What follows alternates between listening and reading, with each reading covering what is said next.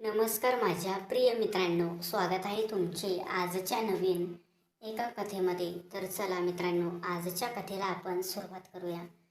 मित्रांनो, मी जेव्हाही अंघोळीला जायची तेव्हा कोणीतरी मला लपून छपून पाहत असे. घरात मी आणि माझा मुलगा आम्ही दोघेच एकटेच राहत होतो. पण मी माझ्या मुलावर संशय घेऊ शकत नव्हते. एके दिवशी अचानक मी माझ्या मुलाच्या खोलीत गेली आणि त्याच्या मोबाईल पाहून मी जोरात किंचाळले, कारण त्यांनी तर माझी आज पुन्हा मी या चिंतेत होते. जशी मी आंघोळीला बाथरूममध्ये गेले मित्रांनो, तेव्हा मला वाटले की कोणीतरी मला लपून छपून मला पाहत आहे. मी चारही बाजूंनी नजर फिरवली, पण मला कोणीच दिसले नाही. माझ्या बाथरूमला एकच लहान खिडकी होती आणि त्या खिडकीला मी चांगल्या प्रकारे तयार केली होती. पण तरीही असं मला का वाटत होतं की जसे चारही भिंती माझ्याकडे डोळे उघडून पाहत आहे. मला माझी मला माझीच लाज वाटू लागले होते. पण मी संपूर्ण बाथरूम व्यवस्थित चेक केले होते, पण मला कुठेच काही दिसले नाही. जेव्हा मी आंघोळीला जायची मित्रांनो, तेव्हा पटकन बाहेर येऊन जायची. कधी कधी तर मला वाटायचे की मला मानसिक आजार सुरू झाला आहे की काय. आजही मी खूप लवकर आंघोळ केली आणि पटकन कपडे बदलून बाहेर आले. रूममधून बाहेर पडले. गेल्या काही महिन्यापासून माझ्यासोबत हे घडत होतं.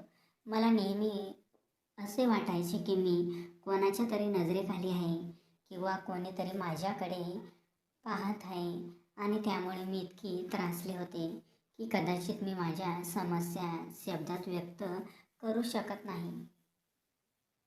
मी तरुण सुंदर मुलगी होते की मला कोणाला संशय येईल, पण मी ज्या वयोगटात होते माझ्यासारख्या बाईसोबत असे कृत्य करण्याचा विचारही कोणी करू शकत नाही. आणि माझ्या घरात फक्त आम्ही दोघेच होतो, म्हणजे मी आणि माझा मुलगा. मी आणि माझा मुलगा. माझ्या पतीच्या निधनाला आता 12 वर्ष पूर्ण झाली होती मित्रांनो. माझ्या नवऱ्याची भाड्याची दुकान होती आणि या भाड्याच्या दुकानावर आमचा उदरनिर्वाह चालत असे. आता माझा मुलगाही कामाला लागला होता. तो सकाळी ऑफिसला जायचा आणि संध्याकाळी घरात. स्पर्धेच्या दिवसभर घरात माझ्याशिवाय कोणीच नव्हते. मित्रांनो, एखादा शब्द मागे पुढे होऊ शकतो बरं का मित्रांनो. लिहिताना मला माफ करा मित्रांनो. मोलकरीण ही तिचं काम करून ते निघून जायची. मग ही कुणाची नजर होती जी सतत माझ्याकडे पाहत होते. एखाद्या वाईट नजरेत मी अडकले आहे असे मला वाटत होते. प्रत्येक क्षणी कोणीतरी मला पाहत होते, आणि जेव्हाही नजर मला वॉशरूममध्ये पाहत होती तेव्हा मला विचित्रपणे गोंधळल्यासारखे वाटत होते. मित्रांनो, माझ्यासमोर कोणीच नसल्यामुळे हे काय चालले आहे हे मला समजावून सांगता येत नव्हते. आणि हे प्रकरण असे होते की मी माझ्या मुलाला देखील सांगू शकत नव्हते. बरोबर आहे का नाही मित्रांनो. तो माझ्याबद्दल काय विचार करेल, माझ्या बोलण्याचा अर्थ कसा घेईल. संध्याकाळी माझा मुलगा करण ऑफिसमधून परत आला तेव्हा मी त्याला गरम गरम जेवण करून समोर ठेवलं. मित्रांनो, मी खूप विचारात होते. जेव्हा माझा मुलगा मला म्हणाला की काय विचार करत आहेस तू, आवाज ऐकून माझ्या विचारातून बाहेर पडले की मी नाही म्हणून मान हलवली. मला स्वतःलाही नीट माहीत नसलेल्या गोष्टीबद्दल मी त्याला काय सांगू. खरं तर माझ्या मुलाचा मूड माझ्यासमोर नेहमी खराबच असायचा. त्याच्याशी बोलताना मी नेहमी संकोच करत असे. एकदा मी रात्री करणला त्याच्या खोलीत दुधाचा ग्लास द्यायला गेले तेव्हा तो त्याच्या लॅपटॉपमध्ये खूप व्यस्त होता. त्याला माझ्या येण्याबद्दल माहितीही नव्हती. मी त्याच्याजवळ आले आणि दुधाचा ग्लास बाजूला ठेवल्यावर मी मागे वळले. आधीच मी त्याच्या लॅपटॉपवर पाहिलेले दृश्य पाहून मी हैराण झाले. तितक्यात करणने लगेच लॅपटॉप बंद करायला सुरुवात केली. मला पाहून तो म्हणू लागला की काय पद्धत आहे का कुणाच्या खोलीत जाण्याची. तू दार का वाजवले नाही? मित्रांनो, एखादा शब्द मागे पुढे होऊ शकतो. माझा मुलगा मला बोलला, तू दार का वाजवले नाही? मी एकदम घाबरली. मी मान्य करते की ही माझी चूक होती. मी दार वाजवून यायला हवे होते. पण तो माझा मुलगा होता ना, म्हणून मी सहज आत गेले होते. पण मला हे माहिती नव्हते. आता मी त्याच्या खोलीतून बाहेर पडून माझ्या खोलीत आली. बेडवर बसून दोन्ही हातांनी डोकं पकडलं. मनात असले तसले मनात आलेल्या वेगवेगळ्या विचारांनी माझ्या आत्मा हा धरला होता. मला असा विचार करायचा नव्हता. तो माझा मुलगा आहे. तो असे कसे करू शकतो? माझ्या मनाला असा विचार करायला भाग पडला होता. मनात जे काही चालले होते त्यामुळे माझ्या डोळ्यातून वेदनेचे अश्रू वाहू लागले. असा विचार करणेही मला पाप वाटत होते. मी स्वतःला हलवून समजावले की नाही, हे शक्य नाही. कोणताही मुलगा आपल्या आईसोबत असे काहीही करू शकत नाही. मुले या वयात अशा चुकीच्या गोष्टी पाहतात. पण याचा अर्थ असा नाही जो मी विचार करत आहे.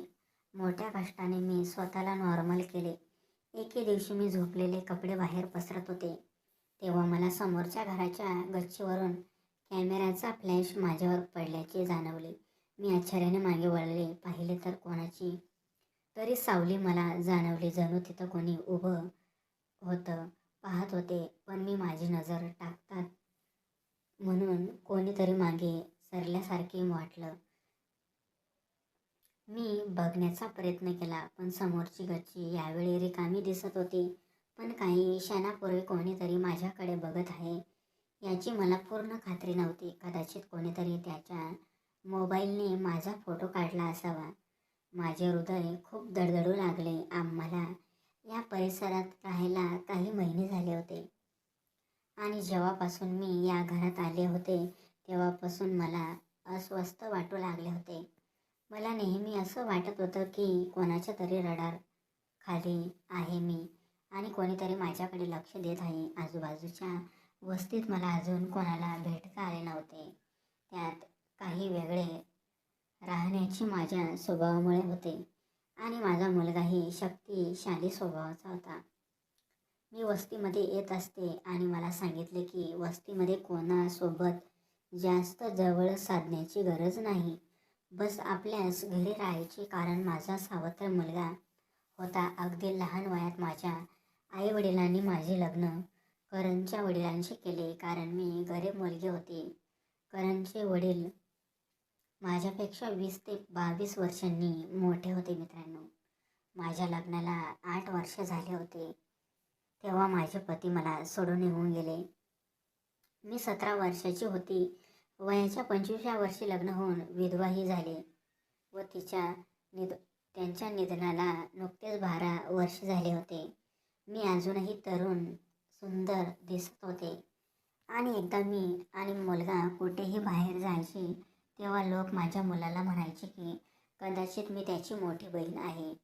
आणि हेच कारण होते की करणला माझी एक प्रकारची चीड झाली होती. त्यांनी मला कधी घराबाहेर पडू दिले नाही. तो मला हलक्या रंगाची कपडे बनवायचा आणि म्हणायचा की तू माझ्या वडिलांची विधवा आहेस. मलाही असे राहिलेले आवडते. मी अगदी साधी राहणी अंगकाठी होते आणि जेव्हा करण घरी यायचा तेव्हा तो घराकडे विचित्र नजरेने बघायचा. मित्रांनो, जणू काही त्याचे मागोमाग कुणाला घरी बोलवले आहे. मित्रांनो, तो सगळीकडे नजर फिरवायचा. कधी तो माझ्या खोलीत यायचा तर कधी काहीतरी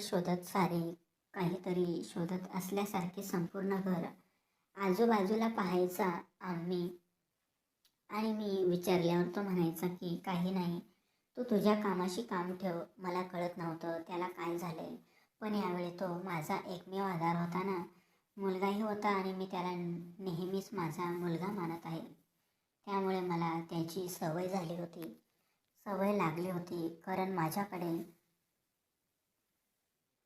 करण शिवाय दुसरा आधार कोणीच नव्हता. मी स्वतःच्या अडचणमध्ये होते आणि वर माझा मुलगाही माझ्यावर संशय होता. अजून मला हेच प्रकरण सोडवता आले नाही की एक नवीन समस्या उद्भवली होती. कोणीतरी मला शेजारच्या छतावरून पाहिले होते आणि माझा फोटो देखील काढला होता. माझ्या बाथरूममधली ती व्यक्ती हाच तर नाही. माझ्या मनात आलेला हा नवीन विचार मला पुन्हा एकदा संकेत करून गेला. मी पुन्हा स्वतःला खोटे साठवून दिले होते, कारण मी प्रत्येक कोपरा पाहिला होता. तिथे कुठेही कॅमेरा बसवला नव्हता किंवा कोणी डोकावत सुद्धा नव्हते. असा कोणीतरी पाठपुरावा म्हणजे साठा असा कोणताही पाठपुरावा नव्हता. मला गच्चीवरचे असे कोणीतरी लपून छपून पाहणे ही चुकीची कृती होती. एकदा माझ्या घराच्या दारावर टकटक आवाज आला. यावेळी मी स्वयंपाकघरात जेवण बनवण्यात बिझी होती. यावेळी माझ्या मुलाच्या ऑफिसमधून यायची पण वेळ झाली होती. मग मित्रांनो, दरवाजा एका मुलाने वाजवला आणि तो घरात आला आणि मला बोलू लागला की ही घ्या बिर्याणी. मग मी त्याला बोलले, हो बेटा थांब, मी घरातून एक रिकामी प्लेट आणते. मग तो मला बोलू लागला, अहो तुम्ही मला बेटा बोलू नका, मी तुमच्याच वयाचा आहे. मग मित्रांनो, मी त्याला सांगू लागले की तुझ्याच वयाचा माझा मुलगा पण आहे. मग मित्रांनो, तो मुलगा मला बोलू लागला की तुमचं वय काय आणि तुमच्या मुलाचं वय काय. मित्रांनो, तो असा बोलत बोलत तो बरोबर मित्रांनो घरात शिरला आणि माझ्या नजरमध्ये त्याची नजर मिळून माझ्याकडे बघू लागला. आता मी पण त्याच्याकडे बघू लागले होते, परंतु मित्रांनो मला त्याच्यावर संशय येत होता. त्यामुळे मित्रांनो मी त्याच्याकडे बघणं बंद केलं. मित्रांनो, माझ्या मुलाची त्या दिवशी घरी यायची वेळ झाली होती, परंतु अजूनपर्यंत माझा मुलगा आला नव्हता. मला माझ्या मुलावर संशय येत होता की त्यांनी तर हा मुलगा माझ्याकडे पाठवला नाही. मग मित्रांनो, मी त्याची परीक्षा घेण्याचे ठरवले आणि जो मुलगा मला बिर्याणी द्यायला आला होता ना, आता मित्रांनो तो रोजच माझ्या घरी यायचा आणि माझ्याशी गोड गोड बोलायचा, माझ्याशी गप्पा गोष्टी करायचा. मित्रांनो, मला संपूर्ण कळालं होतं.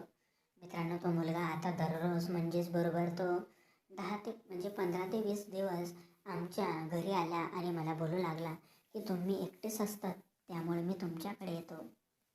मित्रांनो, हे मला आता कळून चुकलं होतं बाई.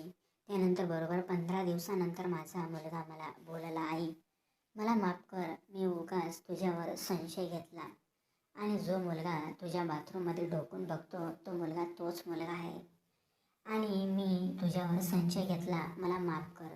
मित्रांनो, या गोष्टीतून मी तुम्हाला फक्त एवढेच सांगण्याचा प्रयत्न करत आहे की कोणत्याही मुलाने कोणत्याही आईवर म्हणजेच आपल्या स्वतःच्या आईवर असा घाणेरडा संशय घेऊ नये. आणि मित्रांनो, ही कथा मी फक्त तुमच्या मनोरंजनासाठी बनवलेली आहे बरं का मित्रांनो, कोणीही वाईट वाटून घेऊ नये. तर मित्रांनो, भेटूया आपण दुसऱ्या कथेमध्ये. तोपर्यंत माझ्याकडून टाटा, सर्वांना बाय बाय.